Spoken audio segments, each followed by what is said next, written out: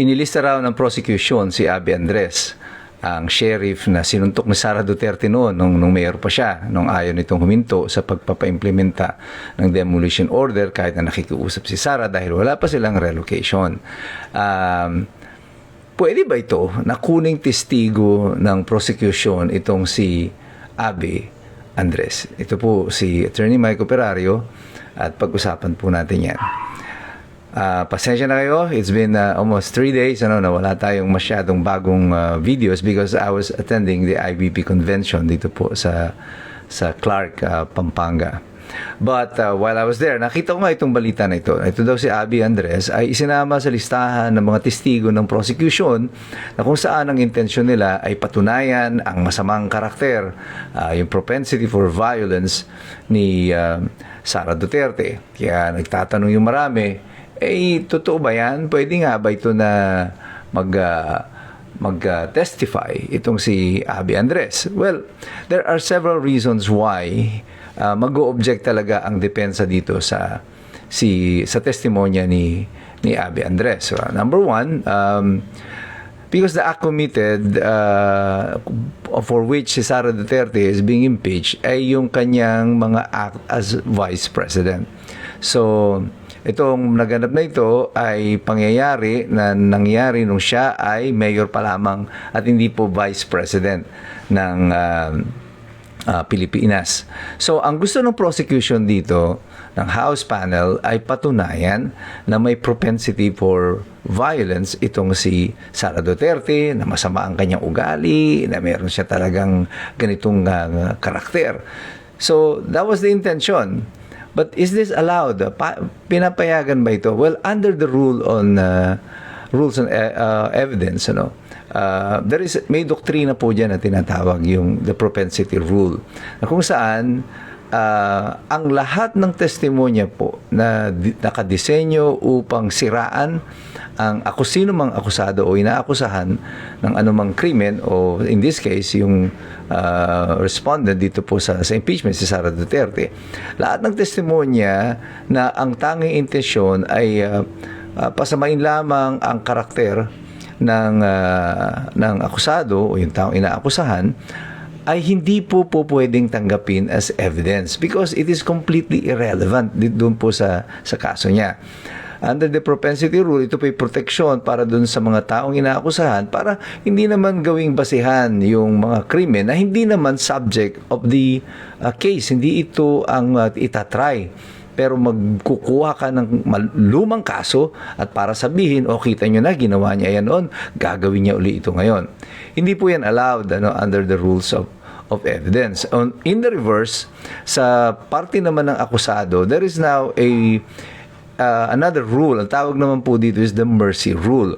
Kapag po ang akusado naman ay humaharap sa isang paglilitis, mayroon naman po siyang karapatan na magpakita ng kanyang karakter. Magkaroon siya ng testimonya na mapapatunayan yung magandang karakter o magandang ugali ng tao na ito. Halimbawa, kung ikaw ay inaakusahan ng pagnanakaw dahil wala namang ibang testigo ka na hindi ikaw yung nagnakaw, pwede ka magpresenta ng ebidensya para magpatunay na ikaw ay isang mabuting mamamayan at ikaw ay hindi talaga magnanakaw.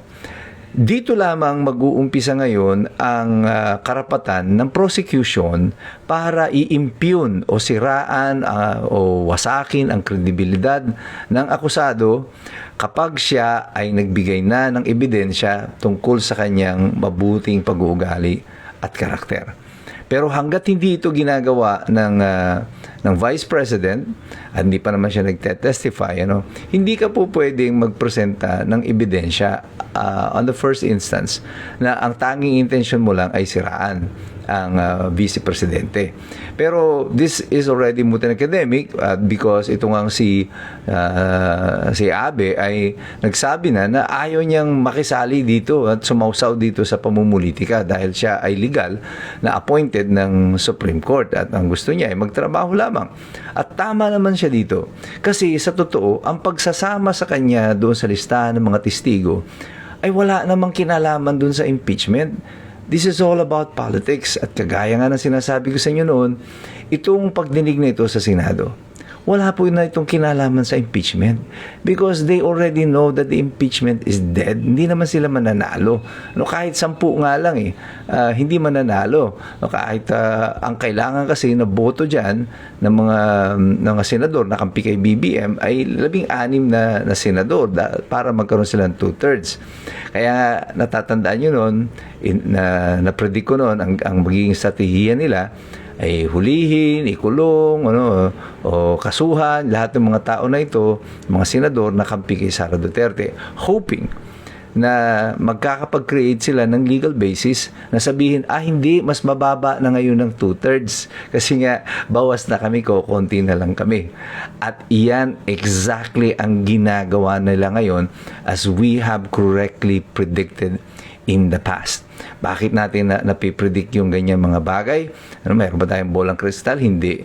Alam kasi natin kung paano tumatakbo ang utak ng mga kriminal, ang utak ng mga walang nais na gawin na mabuti sa ating bayan. Sabi ko nga sa inyo, sa politika, ang gusto lang ng mga politiko, ang kasabihan nila dyan, kawin mo muna yung putikan para lumabo at hayaan nating magtining. Ganito ang strategiya ng mga politiko ngayon. Yung malinaw, lalabuin nila. Siyempre, magkakagulo at hihintayin mong kumampi sa iyo yung mga tao na mga matatakot. And this is exactly what is happening. So this proceedings in the Senate, to me, I maintain my position that this proceedings in the Senate is not about the impeachment of Sara Duterte. Hindi po ito tungkol sa impeachment niya. Ito po ay tungkol sa pagliligaw ng mamamayan tungkol dito sa issue ng flood control. O hindi nyo ba napansin? Paunti ng paunti, lalo na dito sa mainstream media, ang nagko-cover, nagpa-follow up tungkol dito sa flood control. At tinatabunan na ito ng impeachment ni Sara Duterte. Ito po ay pagliligaw ng atensyon ng mamamayan, paalis doon sa mga magnanakaw.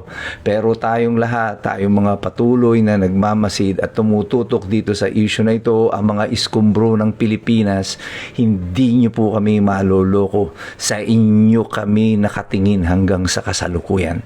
Hindi po pwedeng ang impeachment na ito na kayo rin ang makikinabang, ang gagawin ninyong pantakip sa pagnanakaw na kayo rin ang gumagawa.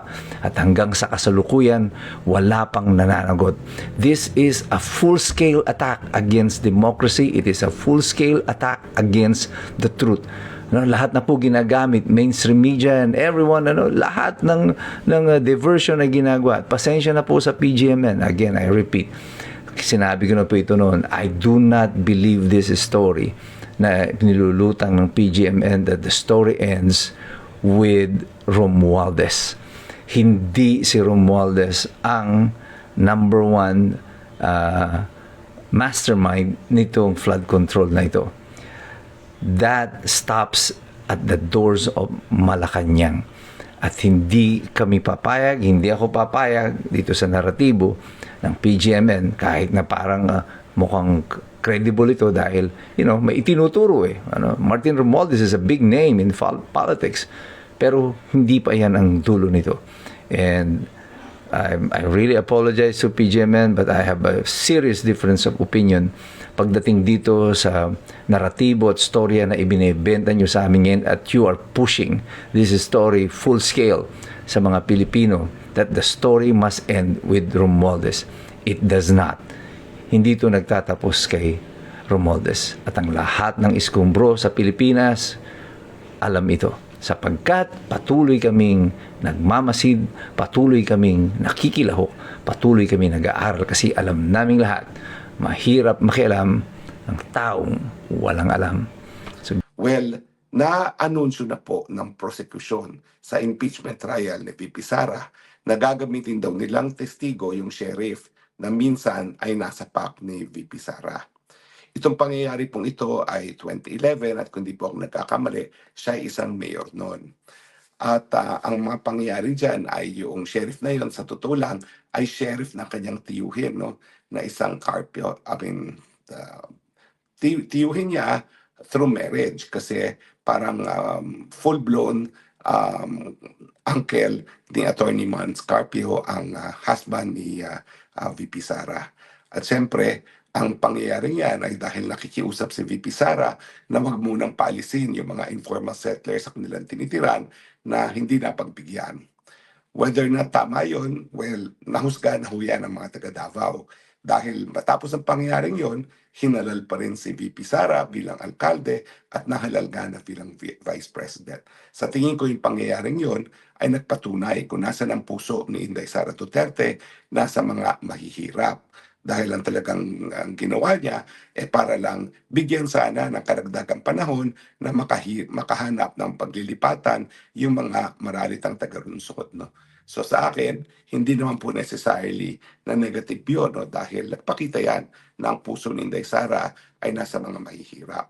Pero ang tanong, bakit ang isang impeachment ipapatawag ang isang sheriff na nasa PAC ni VP Sara noong 2011 na hindi pa naman siya vice president?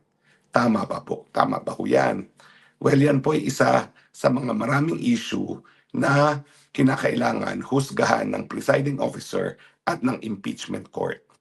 Alam niyo po, ang impeachment ay talagang pamamaraan para matanggal sa pwesto ang pinakamatataas na mga pinuno natin kapag sila ay gumawa ng betrayal of public trust o di naman kaya graft corruption, no? Graft and corruption. So ito po ay nakareserba para sa mga pinaka-seryosong mga krimen or pagtaksil sa kanilang sinumpaang tungkulan ng pinakamatataas na mga opisyalis ng bayan. Natural kung ang isang impeachable officer ay matatanggal dahil sa kanyang ginawa na napakaseryoso, na labag sa ating saligang batas, labag sa kanyang sinumpang katungkulan, dapat naman yung mga bagay-bagay na magresulta sa impeachment ay nangyari habang siya ay nasa opisina kung saan siya ay tinatangkang patalsikin. In other words, yung issue kung po pwede pang patistiguhin yung sheriff na yan ay po pwedeng maobjekkan on the basis of being irrelevant. Lahat po ng mga bagay-bagay na hindi naman nangyari bilang isang vice president si Inday Sara Duterte ay hindi dapat mga pamamaraan o mga dahilan para siya ay matanggal sa pwesto. Ang impeachment po ay para lamang sa mga gawain na nangyari habang siya ay nasa opisina kung saan siya ay tinatangkang tanggalin. Dahil kapag yan naman po ay base sa mga bagay-bagay na nangyari na hindi pa siya vice president, bakit siya ngayon patatanggal sa pwesto? Samantalang wala naman siyang pagkakamali na nagawa habang siya ay nasa posisyon na tinatangka siyang tanggalin. Sa akin po, completely irrelevant yung testimonya ng sheriff na yan. Dahil wala po yung kinalaman sa katungkulan ni VP Sara bilang isang vice president. Bukod pa yan, nangyari po yan habang ang katungkulan ni VP Sara ay isang alkalde na hindi naman po impeachable. Well, dati-dati nga po, merong Agoncillo Doctrine na nagsasabi na pati ang mga kriminal na kaso, hindi na po pwedeng isampa laban sa mga lokal na mga opisyales kapag ang krimen ay naganap bago mag-eleksyon at bagamat ito ay naganap ng krimen, ay nahalal pa rin ng isang opisyal ng bayan. Well, hindi na po sinusunod yung ganyan Aguinaldo Doctrine dahil ngayon po pwede ka pa rin makasuhan. Pero the fact na nagkaroon ng ganyang doktrina na pati pananagutang kriminal po pwedeng mabura dahil ikaw ay nahalal muli ng taong bayan, ang prinsipyo dyan, ang taong bayan, ang mga naghahalal, ang nagdesisyon na ayaw nilang parusahan yung isang kanilang halal na opisyal. Well, hindi ko naman po sinasabi na yan ay isang basis para walang pananagutan at all si VP Sara. Ang totoo po niyan, kung mayroong pananagutan, yan po ay nag-prescribe na. Kasi napakatagal na pong nangyari yan, 2011. If at all, physical injuries lang naman po yan, no? At yan po ay madali lang nagpe-prescribe. So kung hindi po yan natuluyan, siguro may dahilan naman yung sheriff kaya hindi niya tinuluyan, no? At siyempre, alam naman natin na this is one of the many things na naging dahilan din para maging mas mature si VP Sara sa kanyang panunungkulan. Sa totoo lang, kapag linabas mo yung usaping tungkol sa sheriff na yan, ayaw pag-usapan niya ni VP Sara dahil alam naman niya na nagkamali rin siya dyan, na talagang hindi niya na-control ang kanyang temper, kaya she regrets it. Yan pong malinaw, no? She's not proud of it. Hindi niya pinangangalandakan, bagamat kung yan ay si VP Sara isang epal, talagang sasabihin niya, nagawa ko yan dahil ang puso ko ay nasa mga mahirap na totoo naman. So sa akin po, ang issue, bakit pati ang mga bagay-bagay na walang kinalaman sa katungkulan ni VP Sara as Vice President at in fact naganap sa mga panahon na hindi pa siya Vice President ay nais gamitin ng prosecution.